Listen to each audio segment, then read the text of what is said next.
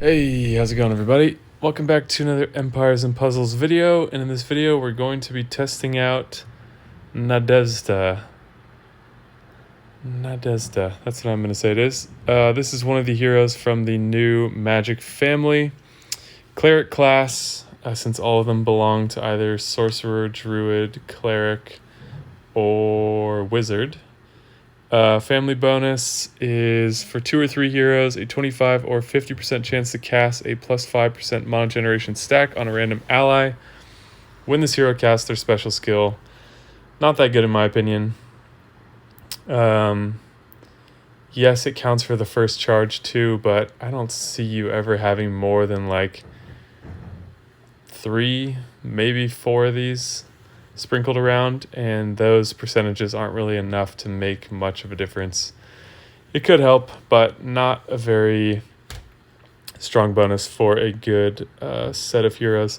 This hero, I think, is probably the weakest of the 5. Let me know if you disagree in the comments below, but we'll look at why I think that is in just a second. So passive ability on a fully charged special skill, which is about 12 tiles. This hero has a 50% chance to recover 30% health for all allies that are not the fire element. Pretty great for defense, because if you're running a rainbow defense like most people are, then that's a pretty good possibility of healing a high amount for a passive ability.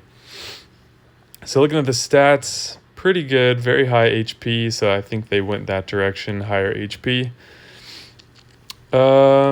First charge. There's 2 charges, each of them are 6 tiles, so it's 2 6-tile charges is the way to think about it in terms of boosted mana and stuff like that. It's not, the second charge is not 12 tiles, it's 2 multiples of 6 tiles, and it does matter.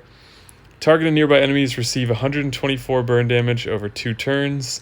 This will go up with emblems and troops. In this case, I think we're seeing the number based on emblems, but not based on troops yet. If the caster dies during the next 2 turns, they are resurrected in the beginning of their next turn with 32% health. All status effects and stacks are removed when they die. Second charge, each fallen ally has a 34% chance to get revived with 30% HP. So a tiny bit more, I think 1% more than Albie, though his costume got bumped up to 38%, I think. So technically the second best reviver in the game, but by a very narrow margin, and I think Albie's ability is better. All allies regenerate 609 HP over 3 turns. All allies reduce all received damage by 50% for 3 turns. So that last part is pretty good. So the reason why I don't think this hero is that good is because I don't like relying on a reviver. I've used Albie enough to know that his 33% chance, which is going to be the same basically as her 34% chance, is enough that you can use them 5 turns in a row, which is matching 60 tiles in that color, and maybe you finally get a revive. So relying on a hero like that, to me, is just bad strategy. Her first charge, which is nice that you have it at 6-tile speed, or very fast speed without a mana troop, I'm pretty sure, is a small amount of burn damage. It's only to 3. There's no upfront damage. Yeah, she can resurrect after, but like, how often is that going to matter? So just, to me, this just doesn't align in a way that makes a desirable hero. It's not to say you can't use her and like her. These are just my opinions, but that's why I think what I think. So she is probably best for defense, but we'll see what this all looks like. So the rest of the team, quite good. We also have Motega here, which I've done another testing video on, so be sure to check out the Magic Hero playlist if you want to see all of the testing videos for these Magic Heroes, and I will put a little marker up on the screen right now, and you can go check out those other videos. So let's get into this. Okay, so what we're going to want to test is just what this fire damage looks like how all of this works together practically. Of course, keep in mind she's going to be different on defense than offense, and I think there's a strong argument that heroes like this can be better on offense when you can control what's happening when, who you're hitting, all that kind of stuff. Though she does have things about her that we talked about that are better for defense. But let's demonstrate as much of this as we can and see if we can come to a conclusion about this hero. God, I keep finding myself wanting to make the kinds of matches that you can make in Gemstone Legends. Like, you can move diagonally in that game. So this tile, I can move up to the left to make a diamond. But it's starting to mess with my mind.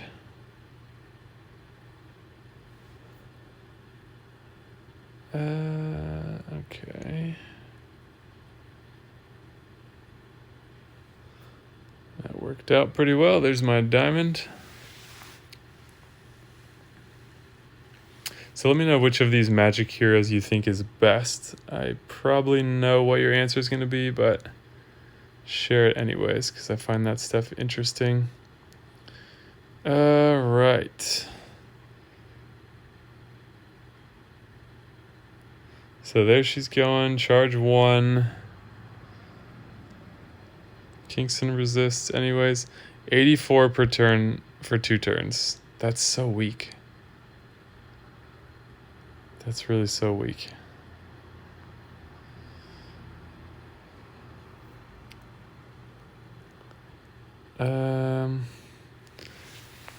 Okay, so, and how long does that revive thing last? 2 turns. Come on, so weak. So we'll let her fire a few more times. How dare you dodge me, frig. Actually, we're going to let her get her full revive chance just so you can see how disappointing it is. Which I'm setting myself up for her to revive the whole team now, but we'll see what happens.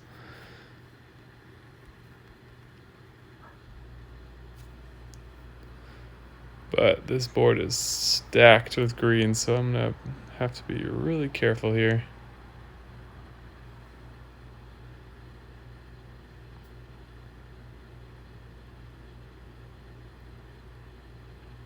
Because that's the other thing about these heroes. If their health gets too low, then they fire at whatever charge they're on.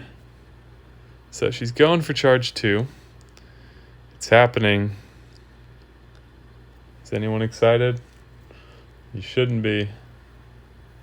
Wow, greens everywhere.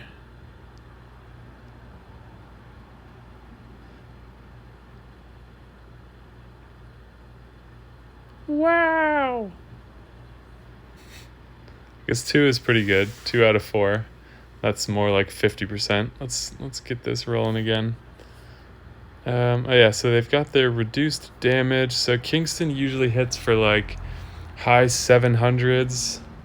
Motega is pretty defensively built. But it looks pretty balanced to me, so I don't think we're going to kill him. 368. Oh, it's because... what's his name? Dispelled. So that's pretty powerful, actually. And the nice thing about that, I'll make one concession. The nice thing about that is the biggest drawbacks to the best revivers in the game, which I don't think I'm forgetting anyone, but it's making me question, because I think it's just Mother North, Albie, Heimdall, her, and, you know, like, I'm not counting the 4-star heroes because I don't see them as being as practical in the areas of the game that I'm looking at, but the biggest drawback to them is that the heroes that get brought back are so squishy and often don't survive. So the fact that she brings them back with a heal and they're pretty durable is nice. Does that make me feel totally differently about her? Not at all. So let's let this revive go one more time. We've seen the burn damage. It is nothing significant. Unfortunately, I think she could have gotten better burn. I don't think she would have. I think she's too weak without it. I do not think she would have been too strong with it. All right, what do you got this time? Again, 2. So this is unusual. Obviously, it's not a 33% chance split across the whole team. Each hero has a 33% chance, but the fact that they're bringing back 2 every time is pretty interesting.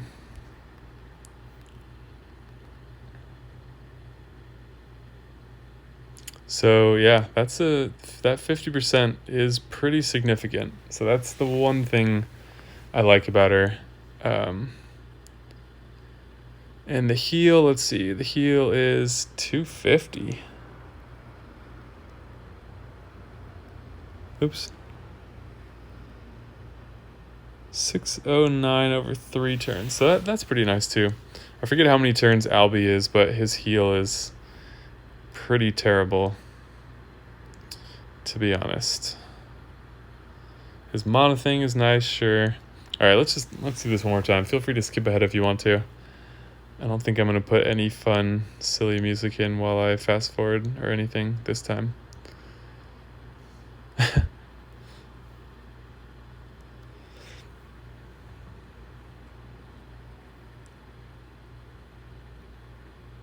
Oh, we don't want to knock her health down too much or she's going to hit us with the fire.